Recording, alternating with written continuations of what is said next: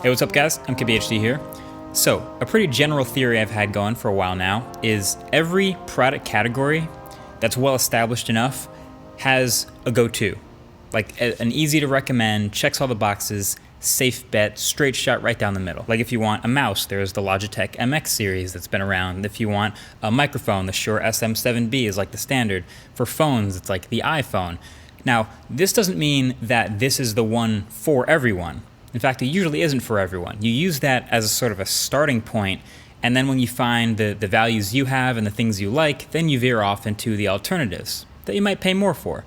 But there's always that starting go-to. And so for wireless earbuds that aren't AirPods, the go-to is the Samsung Galaxy Buds Plus for sure, 100%, and they should be.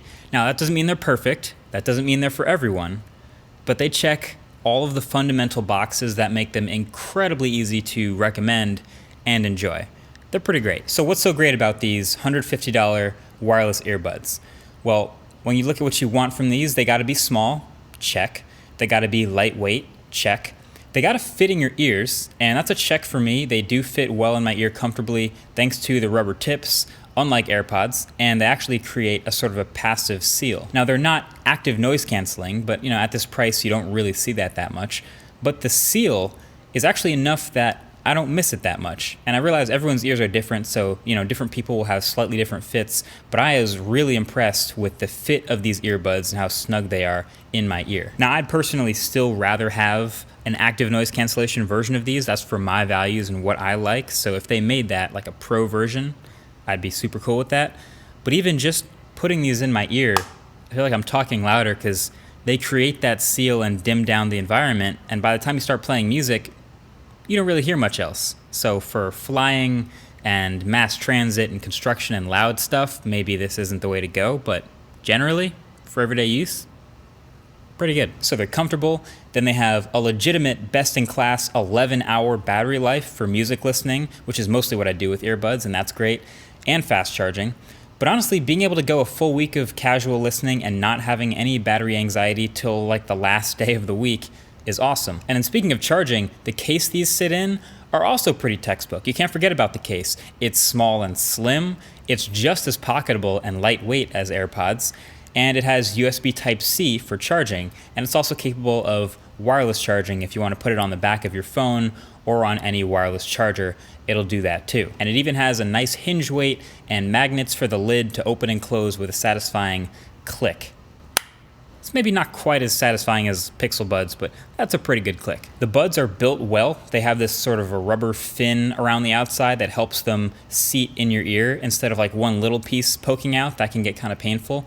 And I found that this is enough to stay in my ears really well. Not quite as locked in as, say, the Jaybirds with the full-on wingtips on those things, but locked in enough that I felt comfortable working out in them. It had no problems. They stay in my ears. And speaking of working out, these are IPX2 rated, so some sweat is fine. Now, I would say they shouldn't be dedicated workout headphones like maybe Power Beats or anything IPX7 certified, but if you wear them every day and you like happen to step out and sweat while wearing them or do a quick workout, they are fine.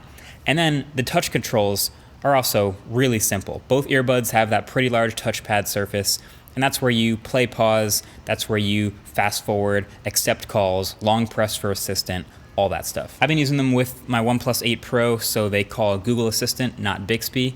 But they work fine with any Android phone or iPhone for that matter. But they do work a little bit better with a Samsung phone because then you can get the Galaxy Buds app, and that gives you a little more control over customizing media controls and ambient sound pass-through. But generally, even without that app, they've been rock solid, no connection issues, even walking across the studio, leaving my phone over here, having them in my backpack, no problem. And then the sound from these guys was really quite good. I was very impressed and happy with the sound from these. They have what I would call a very full sound. They have a big, rich, full bass, crisp, clean mids and highs, no background hiss. These are tuned by AKG, and they're proud to put their name on it, and I can see why. The only complaint I could see coming from a different pair of earbuds or headphones is these may actually feel a bit bass heavy if you're not used to all this, but they can turn that down in the EQ quite easily. But I'll tell you right now, I won't be doing that. I listen to a lot of music, and the way they sound out the box is great. It's already great for music. I think I'd go so far as to say these are the best sounding, non-noise canceling wireless earbuds I've tried. These are the truth right now. Honestly, it makes me kind of wish I brought them out on the channel sooner. I don't really have anything bad to say about these, but I'm gonna nitpick because that's what you do and that's how you get products to be better the next time around. I'm sure Samsung's working on a next version of these, so what I'll say is these don't really look that great to me. I feel like they could do with a little bit better of a design.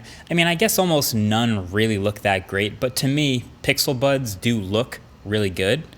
And I love the colors. I wish AirPods did colors too like this, but I don't know, for some reason it feels like cheap plastic to me. I think maybe a matte finish that the more premium ones got going on looks better, and I think that could have saved these a bit too. But look, Galaxy Buds Plus, it's the go-to. Just remember the name. You know, the battery life, I think, is their best feature, and that's a nice, relaxing, comfortable feature to have be really good. But the sound is really good.